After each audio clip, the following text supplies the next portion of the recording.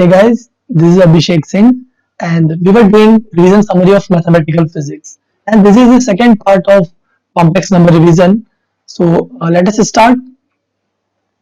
Okay. So complex number में हम लोगों ने लास्ट टाइम तक देख लिया था polar representation and all. And आगे बढ़ते हैं और देखते हैं कि यार multiplication and division of complex number कैसे होता है. So our topic is multiplication and division of complex number. ठीक है. तो मल्टीप्लिकेशन एंड डिवीजन को डिटेल में देख लेते हैं कि कैसे किया जाता है ये कॉम्प्लेक्स नंबर के टर्म में. और ये करने के लिए आप लोगों का ये जानना जरूरी है कि हम पोलर फॉर्म में कैसे लिखते हैं. ठीक है. पोलर फॉर्म में हमने लास्ट लेक्चर में देख लिया था. अब मल्टीप्लिकेशन डिवीजन देख लेते हैं. तो लेट्स हमारे पास दो कॉम्प्लेक्स नंबर है Z1 and Z2. Polar form में इन्हें आप कैसे लिखेंगे? पोलर फॉर्म में आप लिखेंगे Z1 is equal to some R1 cos theta 1 plus iota sine theta 1. ठीक है, ये आप लिख सकते हैं. ओके. सिमिलरली आप लोग पोलर फॉर्म में Z2 को कैसे लिख सकते हैं? R2 plus cos theta 2 iota sine theta 2. ठीक है, ऐसे आप लिख सकते हैं. तो अब मैं कह रहा हूं अगर मैं Z1 डॉट Z2 करता हूं, Z1 डॉट Z2 यानी कि मल्टीप्लाई करता हूं, तो आप देखेंगे ये हो गया R1 टाइम्स R2 ब्रैकेट में cos theta 1 plus iota sine theta 1 cos theta 2 plus iota sine theta 2. आप लोग देख सकते हैं. तो ये तो भाई इन्हें मल्टीप्लाई करेंगे हम टर्म बाय टर्म, देखते हैं कि क्या आता है. तो करके देखते हैं यार. R1 R2 as it is. ये आप देखेंगे cos थीटा 1 cos थीटा 2. जब इसे मैं इससे मल्टीप्लाई करूंगा तो आयोटा आयोटा -1 हो जाएगा, iota square, and that is minus sign theta 1 sine theta 2. ठीक है. ये आपके पास एक टर्म आ गया है जो आयोटा से फ्री है. सिमिलरली जब मैं इसके फर्स्ट टर्म को इसके सेकंड टर्म से मल्टीप्लाई करूंगा तो आयोटा आएगा, एंड इसके सेकंड टर्म को इसके फर्स्ट टर्म से मल्टीप्लाई करूंगा तब भी आयोटा आएगा. तो एक काम करता हूँ, वो आयोटा में पहले ही बाहर कॉमन ले लेता हूँ. अब आप देखेंगे आ जाएगा cos theta 1 cos theta 2 plus right plus sin theta 1. Okay, I am doing some mistake right. No okay. So ठीक है, तो यहाँ मैं कुछ गलती कर रहा था. Late me erase this and rewrite this. So cos theta 1 sin theta 2 आएगा plus sin theta 1 cos theta 2. ये आप देख सकते हैं कि आपके पास आ जाएगा ब्रैकेट क्लोज. तो आप अगर ध्यान से देखें तो ये R1 R2 को मैं एज इट इज लिख रहा हूं. ये जो पहला ब्रैकेट बन रहा है ये खुद अपने आप में एक ट्रिग्नोमेट्रिक एक्सपेंशन है. इसका ये ट्रिग्नोमेट्रिक एक्सपेंशन है cos थीटा 1 प्लस थीटा 2 का. ठीक है. और जो दूसरा टर्म यहाँ पे लिखा हुआ है ये टर्म, ये भी किसी का एक्सपेंशन है. ये एक्सपेंशन है साइन थीटा 1 प्लस थीटा 2. ठीक है. तो ये आ गया हमारे पास Z1 टाइम्स Z2. ये ऐसा आ गया हमारे पास. ओके. तो ये जो हमारे पास टर्म आ गया Z1 Z2 का मल्टीप्लिकेशन, इसका मॉड कितना हो गया? Mod of Z1 times Z2 कितना है? देख लीजिए. मॉड है इसका R1 R2. तो क्या ये R1 को मैं लिख सकता हूँ मॉड ऑफ Z1? बिल्कुल लिख सकता हूँ. क्या R2 को मैं मॉड ऑफ Z2 लिख सकता हूँ क्या? बिल्कुल से. तो आप देख सकते हैं कि mod of Z1 into Z2 is equal to mod of Z1 plus mod of Z2. ठीक है, ये हम लोगों ने देख लिया. अब इसके आगे हमें देखना है argument of Z1 into Z2. तो नेक्स्ट पेज में मैं दिखाता हूं आपको argument of Z1 into Z2. ये आप देखेंगे ये हो जाएगा आपके पास argument of Z1 plus argument of Z2. ठीक है. ये आप देख सकते हैं प्रीवियस स्लाइड से कि यहाँ पे दोनों के आर्ग्यूमेंट्स ऐड हो गए. ठीक है. ये आप यहाँ से कंक्लूजन निकाल सकते हैं कि जो मॉडुलस है वो मल्टीप्लाई हो जाते हैं मल्टीप्लिकेशन पे, एंड जो आर्ग्यूमेंट है वो मल्टीप्लिकेशन पे ऐड हो जाते हैं. सिमिलरली मैं आप लोगों को सजेस्ट करूंगा कि आप लोग ये भी करके देखें. चलो करके देखते हैं. Z1 डिवाइड बाय Z2 करने पे क्या होता है? R1 cos theta 1 plus iota sin theta 1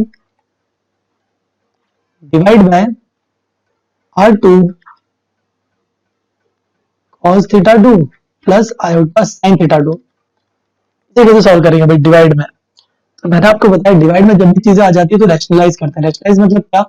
जो डिनोमिनेटर में लिखा है ना उसका साइन चेंज कर दो, cos theta 2 minus iota sin theta 2 और इसका मल्टीप्लाई डिवाइड कर दो, cos theta 2 minus iota sin theta 2। मतलब मैंने कोई चेंज नहीं किया, ये सेम क्वांटिटी का मल्टीप्लाई डिवाइड कर सकता हूँ ना मैं, कैंसिल होकर बन ही आएगा। ये किया है मैंने। तो नीचे आप देखेंगे कि इन दोनों क्वांटिटीज का जो मल्टीप्लीकेशन है वो 1 आ जाएगा और ऊपर आपको कुल मिला के मल्टीप्लीकेशन करना है इन दो क्वांटिटीज का। तो यार इतना मैं आपके लिए छोड़ देता हूँ, ये मैं नहीं कर रहा हूँ। तो आप जस्ट मैं लिख देता हूँ एक्सप्रेशन, यहाँ आ जाएगा आपके पास R1 divide by R2 times, आप सॉल्व करेंगे ना इसे तो अगेन ट्रिग्नोमेट्रिक आइडेंटिटी बन जाएगी और कुछ ऐसा बन जाएगा, cos theta 1 minus theta 2 plus iota sin theta 1 minus theta 2। ये आपके पास बन के आ जाएगा। तो अब आप यहां से कंक्लूजन निकाल सकते हैं कि mod of Z1 divide by Z2 is equal to mod of Z1 divided by mod of Z2 and argument of Z1 divided by Z2 is equal to argument of Z1 minus argument of Z2। ठीक है, ये हमारे पास आ गया है। But ये जो चीज है ना, ये मैं आपको बता देता हूँ कि ये सिर्फ 2 पाई तक वैलिड है। ये आर्ग्यूमेंट की वैल्यू 2 पाई सम होने या डिफरेंस होने के बाद 2 पाई आ रहा है वहां तक के लिए ही वैलिड है। तो आगे बढ़ते हैं यार, और जो हमारा नेक्स्ट टॉपिक है ये बहुत ही स्ट्रॉन्ग टूल है, इसे बोलते हैं 19th या 20th सेंचुरी का सबसे स्ट्रॉन्गेस्ट टूल मैथमेटिक्स में, कॉम्प्लेक्स नंबर के फील्ड में। और ये टूल है डी मोइवर्स थ्योरम। ये बहुत ही इंपॉर्टेंट थ्योरम है यार। नाम क्या है? D Moivre's theorem. Theorem theorem okay, ये थ्योरम बोलता क्या है? ये थ्योरम कहता है कि अगर आपके पास है cos theta plus iota sin theta और इसकी पावर में कुछ n है, n क्या हो सकता है? n कोई भी रियल नंबर हो सकता है एक्सेप्ट इरेशनल नंबर्स। इसका मतलब कोई भी रैशनल नंबर हो सकता है। तो आप इसे लिख सकते हैं cos n theta plus iota sin n theta. कितना इजी हो गया। अभी आप इसके पावर को अगर एक्सपेंड करते और n की वैल्यू होती मान लो 10, तो आप एक्सपेंड कर भी नहीं पाते। पहली बात तो मतलब ट्रिवियली नहीं कर पाते, कर तो सकती है बट बहुत टाइम लग जाता, बहुत मेहनत लग जाती है। बट अभी आपको कोई पावर सॉल्व नहीं करनी है, अभी आप डायरेक्ट उसको थीटा में लेके आ गए। तो इसे स्ट्रॉन्गेस्ट टूल कहा जा रहा है 20th सेंचुरी का मैथमेटिक्स में, कॉम्प्लेक्स नंबर के टर्म में बात करूँ तो। और इसका यूज देख लेते हैं यार, एक दो एग्जाम्पल देख लेंगे ना तो आपको इसका पावर समझ में आ जाएगा, ये कितना स्ट्रॉन्ग है ये समझ में आ जाएगा। तो एग्जाम्पल देखते हैं यार। एग्जाम्पल है आपके पास कुछ ऐसा, √3 plus 1 sorry plus iota whole raise to power 7। My bad, let me erase this first, rewrite. Okay okay, to the power 7 ये है। अब इसे आप सॉल्व करने जाएंगे तो बहुत मेहनत, बहुत टाइम लगेगी। बट आपको क्या करना है, ये चीज आप लोगों को अपने आप से सोचना है कि डी मोइवर्स थ्योरम जो है वो हमें पोलर फॉर्म में पता है। तो क्या आप इस कॉम्प्लेक्स नंबर को पोलर फॉर्म में रिप्रेजेंट कर सकते हैं? बिल्कुल कर सकते हैं। ये कोई z है जिसमें x आपका √3 है और y आपका 1 है। तो इस z का मॉड यानी कि r जो है वो कितना हो जाएगा? √3 square is 3 plus 1 square is 1, so this is nothing but 2। इस कॉम्प्लेक्स नंबर z का आर्ग्यूमेंट कितना हो जाएगा? ये हो जाएगा tan इनवर्स 1 ओवर √3। ठीक है, और ये चीज आप सॉल्व कर लेंगे तो आपको मिल जाएगा π/6, π/6 यानी कि 30 डिग्री एंगल मिल जाएगा। ये मिलने के बाद अब आप इसे क्या लिख सकते हैं? इसे आप लिख सकते हैं 2 टाइम्स ब्रैकेट में cos π/6 plus iota sin π/6 whole raise to power कितना? इस पूरी क्वांटिटी का पावर है 7। ये कैलकुलेट करना है आपको। तो इसका मतलब हो गया 2 रेज टू पावर 7 टाइम्स इस क्वांटिटी मतलब इसे मैं अलग से लिख सकता हूँ 2⁻7 टाइम्स इस ब्रैकेट की पावर 7, बट मैंने बताया आपको आप डी मोवर्स थ्योरम लगाएंगे और उस पावर को डिस्ट्रीब्यूट कर देंगे थीटाज में, ये हो जाएगा आपका cos 7π/6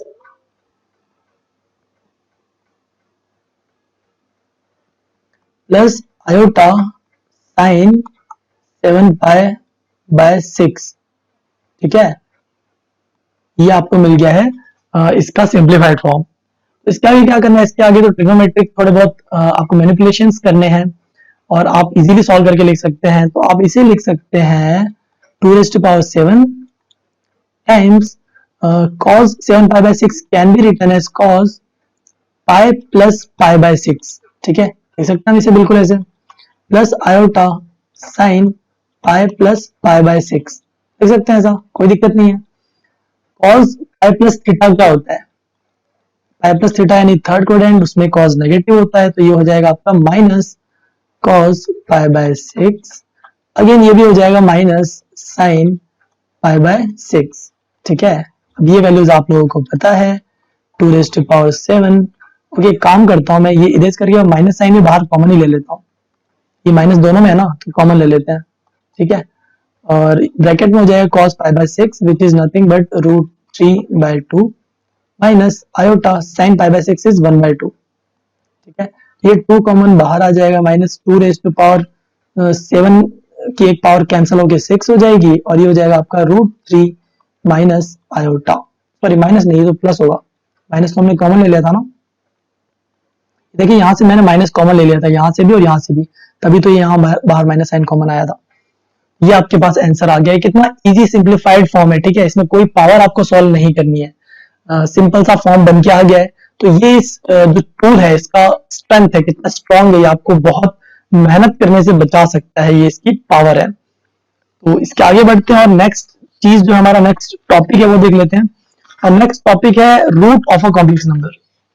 किसी कॉम्प्लेक्स नंबर का रूट कैसे फाइंड करना है वो हमें आना चाहिए। कौन सा रूट, ये तो मैंने बताया ही नहीं। तो कोई भी रूट आप लोगों को किसी भी कॉम्प्लेक्स नंबर का अगर थर्ड रूट पूछा है, क्यूब रूट पूछा है, स्क्वायर रूट पूछा है, जो भी आपसे पूछे आप लोगों को बताना आना चाहिए। लेट्स हमारे पास दो कॉम्प्लेक्स नंबर है w एंड z, ये आपके पास दो कॉम्प्लेक्स नंबर है that are related as w raise to power is equal to z, मतलब w कॉम्प्लेक्स नंबर की nth power is equal to z। अगर आपको w गिवन है तो आपको z की एक वैल्यू मिलेगी, बट अगर आपको z पता है तो आपको w की कितनी वैल्यूज मिलेगी, n वैल्यूज मिलेगी, ठीक है। ओके, तो इसी इक्वेशन को मैं ऐसे लिख सकता हूं w is equal to z raise to power 1/n, बिल्कुल लिख सकता हूं, ठीक है। और इससे हम nth रूट्स निकाल सकते हैं इस इक्वेशन के, ठीक है। तो इस तरह के क्वेश्चन को सॉल्व करने के लिए कैसे किया जाता है, जिसकी पावर n है ना उसे मैं मान लेता हूं, यानी कि w को मैं मान लेता हूं r cos phi plus iota sin phi, ठीक है। एंड जो मेरे पास z है उसे मैं मान लेता हूं small r cos theta plus iota sin theta, ठीक है। ऐसा मैं मान सकता हूं, कोई इशू नहीं है। और अब मैं इस इक्वेशन में वैल्यू पुट करता हूं w raise to power n is equal to z। इस इक्वेशन में मैं ये वैल्यूज पुट कर दूं तो आप देख सकते हैं मैं यहां लिख सकता हूं r raise to power n, क्योंकि मुझे ऐसे डायरेक्ट लिख देना चाहिए, ब्रैकेट की जरूरत नहीं है, तो मैं यहां लिख सकता हूं r raise to power n bracket में इस क्वांटिटी की पावर n। तो मैंने आपको क्या बताया, डी मोइवर्स थ्योरम लगाना है और इसे डिस्ट्रीब्यूट कर देना है, ठीक है, एंड डिस्ट्रीब्यूट हो जाएगा is equal to z, z is r cos theta plus iota sin theta, ऐसा हम लिख सकते हैं।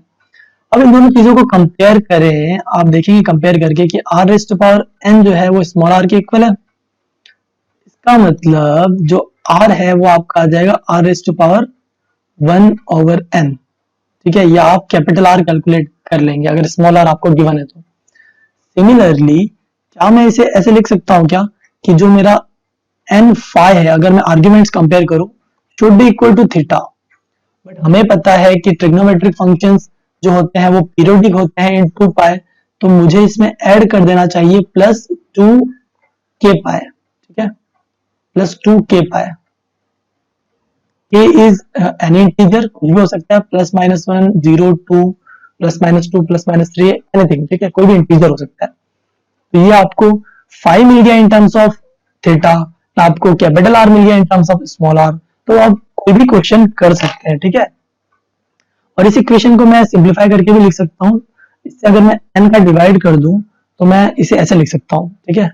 मैं लिख सकता हूँ phi is equal to theta plus 2k pi divide by n, ठीक है, ये लिख सकता हूँ। एंड सिमिलरली मैंने लिख दिया था कि मेरा जो कैपिटल R है वो स्मॉल r के टर्म में आ जाता है पावर 1/n, ठीक है। तो अब देखते हैं क्वेश्चन करके, क्वेश्चन करेंगे तो ज्यादा अच्छे से क्लियर हो जाएगा यार, पूरा मामला ही क्लियर हो जाएगा। तो एग्जांपल ये आपके सामने स्क्रीन पे, ये एग्जांपल में है, आपको दिया हुआ है सॉल्व करने के लिए x² -1 इज इक्वल टू 0, इसको सॉल्व करें ऐसा बोला है, sorry x³ -1 is equal to 0, ये क्वेश्चन सॉल्व करने के लिए बोला है। अगर रियल नंबर्स पे आंसर देना होता तो इसका आंसर था 1, बट आप लोग खुद सोचिए कि एक क्यूबिक इक्वेशन है तो इसके 3 सॉल्यूशन होने चाहिए ना। तो जो बाकी 2 सॉल्यूशन है जो हम नहीं बात करते थे रियल नंबर्स के टर्म में, वो कॉम्प्लेक्स नंबर्स होते हैं।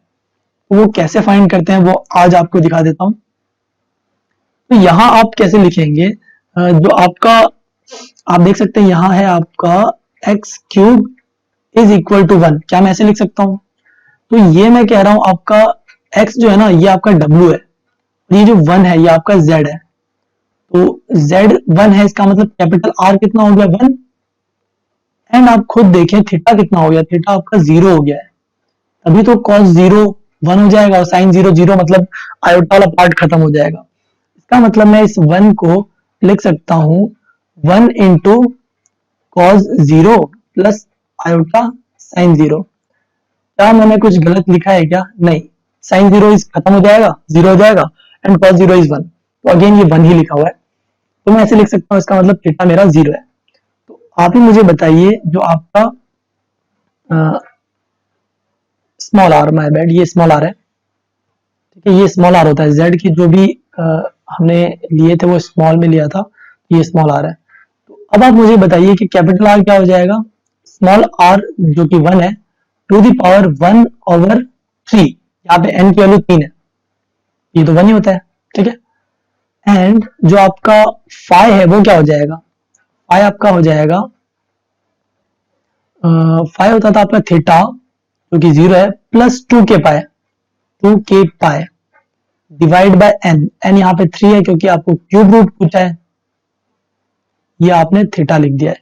अब मुझे ये बताइए k की वैल्यू कहां से कहां तक वेरी करती है, ये मैं आपको बता देता हूँ। k की वैल्यू वेरी करेगी 0 1 2, यानी कि n-1 तक वेरी करेगा स्टार्टिंग फ्रॉम 0 0 1 2, 3 क्यों नहीं आया, क्योंकि n 3 है, तो n-1 यानी कि 2 तक वैल्यू वेरी करेगी k की।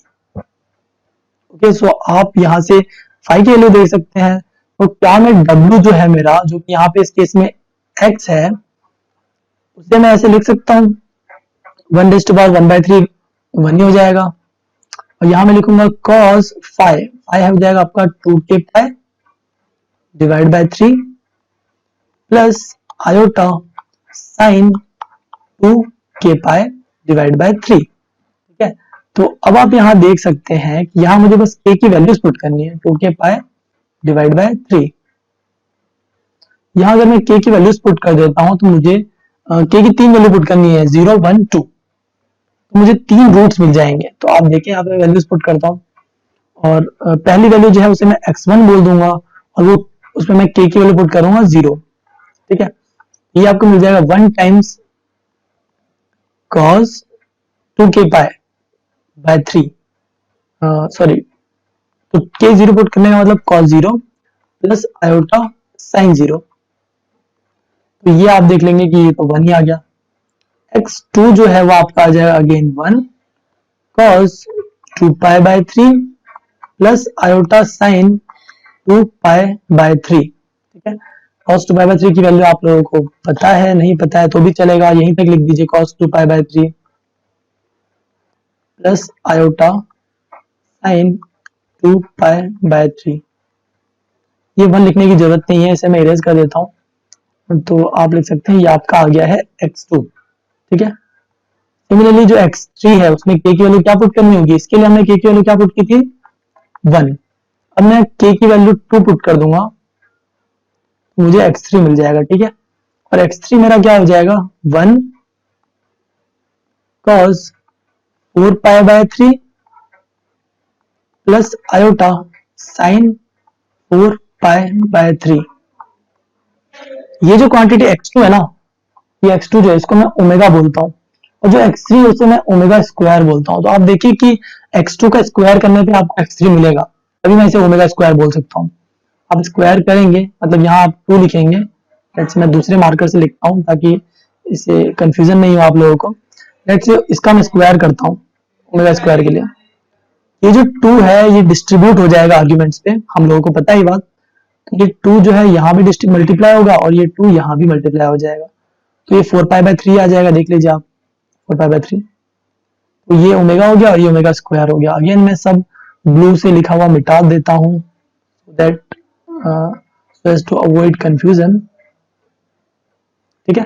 तो आप लोगों को समझ में आ गई यहाँ पे बात। क्यूब रूट्स ऑफ यूनिटी क्या क्या होते हैं 1 omega and omega square.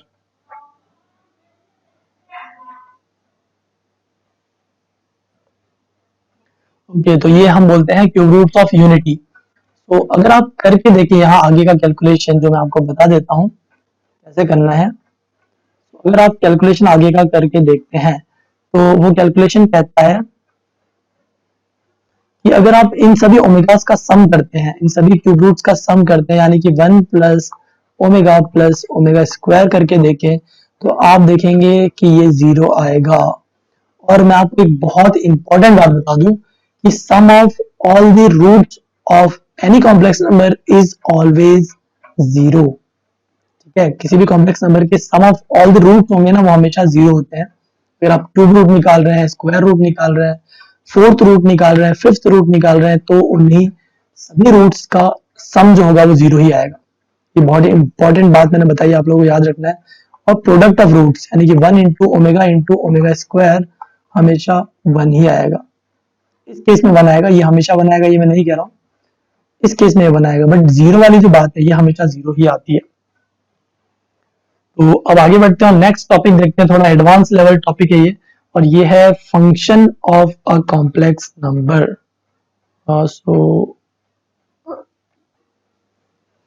Function of a complex number में सबसे पहले स्टार्ट करना पसंद करूंगा यार एक मेरे स्पेशल एग्जांपल से जो मुझे बहुत पसंद है।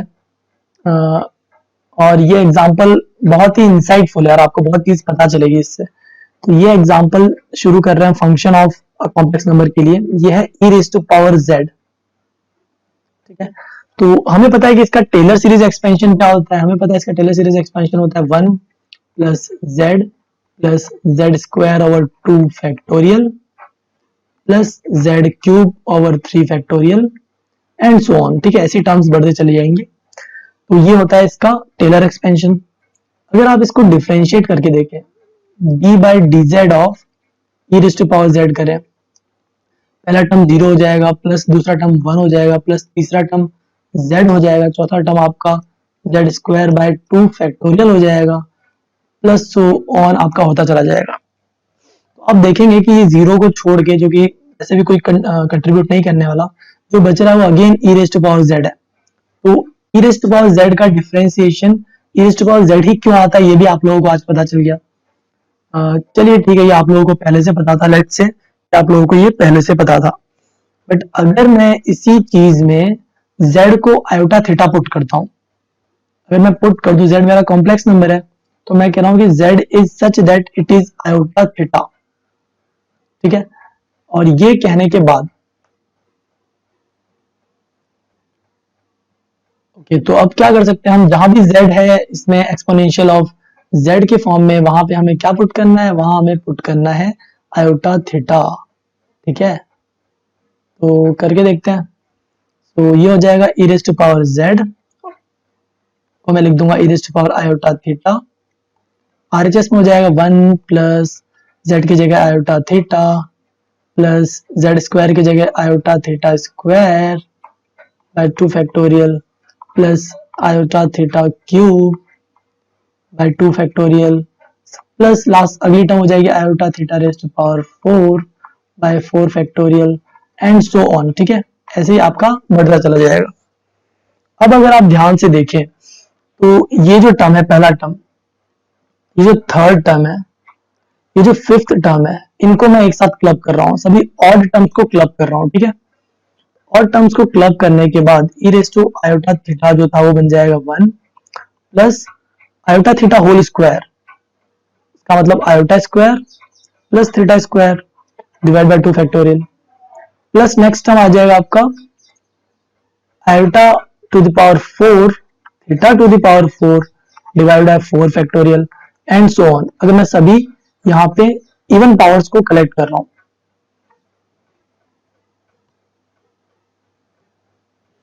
ओके, तो सभी इवन पावर्स को मैंने कलेक्ट कर लिया है। सिमिलरली जो ऑड पावर्स थी उसमें से अगर मैं आयोटा कॉमन ले लेता हूं तो आप देख सकते हैं पिछले स्लाइड पे जाके, अगर मैं आयोटा कॉमन ले लेता हूं तो मेरे पास बचेगा थीटा, और ये जो टर्म है इसमें आप देख सकते हैं कि आयोटा क्यूब आएगा, दैट इज माइनस आयोटा, उसमें से भी आयोटा कॉमन आएगा तो minus iota theta cube by 2 factorial ये बचेगा हमारे पास।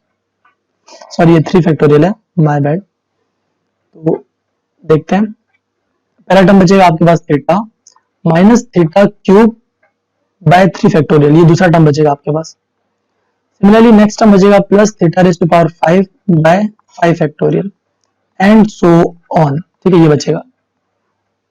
ओके, सो अब आप देख सकते हैं कि ये जो पहला टर्म लिखा हुआ है ये तो कहीं देखा लग रहा है, जाना पहचाना लग रहा है, ये होता है Taylor expansion of cos theta. ठीक है, और प्लस करके ये आयोटा मैंने एज इट इज रहने दिया। अब इसके अलावा जो टर्म बच रहा है ये भी कहीं देखा हुआ लग रहा है, इसे बोलते हैं Taylor expansion of sine theta. ठीक है, तो आप क्या कह सकते हैं, e raise to power iota theta जो होता है वो cos theta plus sine theta के इक्वल होता है। अब हम लोग जानते हैं कि कोई कॉम्प्लेक्स नंबर पोलर फॉर्म में होता है r cos theta plus iota sine theta. ठीक है, ये होता है ना कॉम्प्लेक्स फॉर्म में।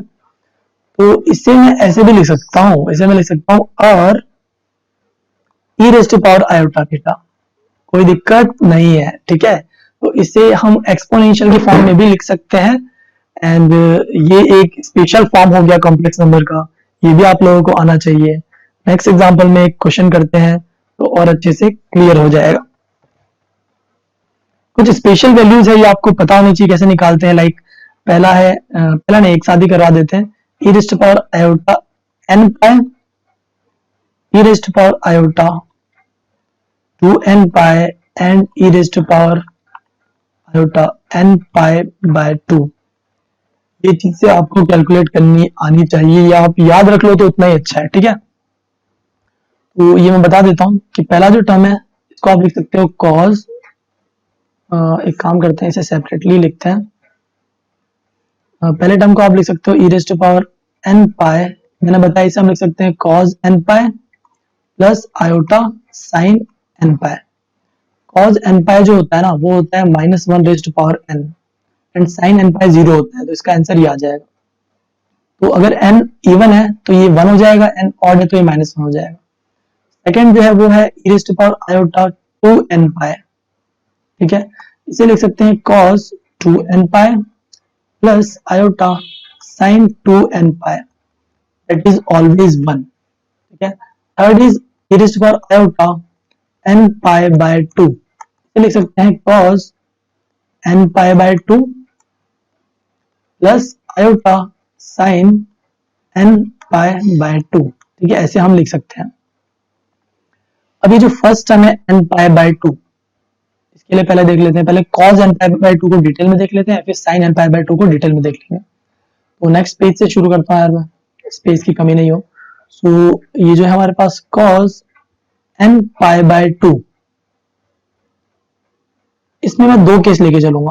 पहला लूंगा n is even, n is even, अगर n इवन है तो ये जो क्वांटिटी है इसमें बहुत से चीजें डिपेंड करेगी कि n कैसा इवन है। यानी कि n हो सकता है कुछ ऐसा 2, 6, 10, 14। अगर ये वाला केस है जो मैं अभी आपको बता रहा हूँ 2, 6, 10, 14, तो आप लोग ये देख लें कि इस केस में आपका ये जो क्वांटिटी है ये हो जाएगा -1, ये क्वांटिटी -1 के इक्वल आ जाएगी, ठीक है। एंड अगर n आपका इवन है, और कैसा वाला इवन है, 4, 8, 12 इस टाइप का इवन है, तो इसमें आप देखेंगे कि आपका ये क्वांटिटी +1 के इक्वल आ जाएगा, cos n pi by 2, cos n pi by 2। But अगर n आपका जैसे ही ऑड हो जाता है, n आपका ऑड हो जाता है, ये जो क्वांटिटी है cos n pi by 2 ये 0 हो जाएगा, ठीक है। सिमिलरली आप sin n pi by 2 के लिए भी ऐसे ही देख सकते हैं, sin n pi over 2, ये क्वांटिटी जब भी n इवन है, कैसा भी इवन हो, ये क्वांटिटी 0 हो जाएगी। और n ऑड के केस में, n ऑड के लिए भी इसमें दो केस होंगे। n ऑड के लिए पहला केस जो है वो है कि n जो है वो आपका इस टाइप का है, 1, 5, 9 एंड सो ऑन। इस केस में ये जो क्वांटिटी है ये +1 हो जाएगी। और अगर आपका n ऑड इस तरीके से है, 3, 7, 11 एंड सो ऑन, तो आपका ये -1 हो जाएगा, ठीक है। इस तरीके से आपको ये चीज निकालने आना चाहिए। So dear student, you can subscribe to Edancal for IIT JAM, CSIR NET and UGC NET exams study material prepared by India's top experienced faculties. You can also download Edancal's mobile application if you have any kind of doubt in your studies, because there are more than 250 tutors are ready to answer your questions. Thank you.